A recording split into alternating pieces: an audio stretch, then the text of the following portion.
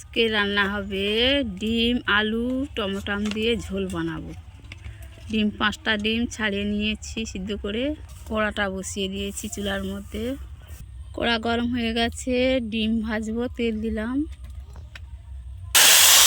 ডিমগুলো দিয়ে দিলাম। কড়াটা গরম হয়ে গেছে বন্ধুরা প্রচুর। একটু হলুদ গুঁড়া, একটু লবণ ছড়িয়ে দিলাম। ডিমগুলো ভেজে নেব।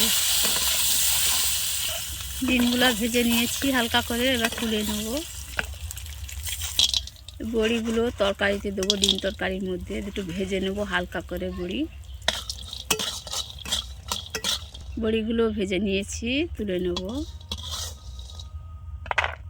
তরকারি বসাবো।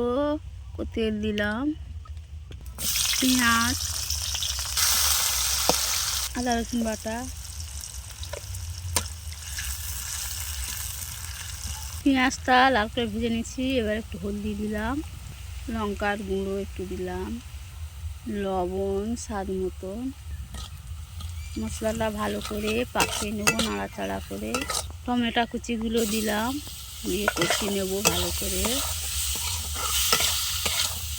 একটু পানি দেবো অল্প করে, দিয়ে কষাবো।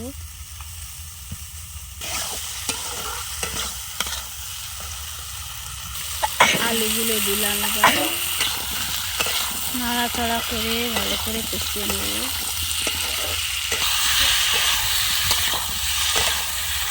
একটু ভাজা মশলার গুঁড়ো দিলাম,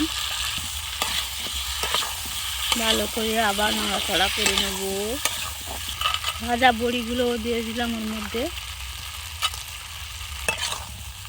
আলু দিয়ে, বড়ি দিয়ে, ডিম দিয়ে ঝোল টমেটো। বন্ধুরা, নতুন রেসিপি। কষানো হয়ে গেছে, পানি দিয়ে দিলাম। তরকারি ঝোল ফুটে গেছে, ভাজা ডিমগুলো এর মধ্যে এবার দিয়ে দেবো। ভাজা ডিমগুলো দিয়ে দিলাম।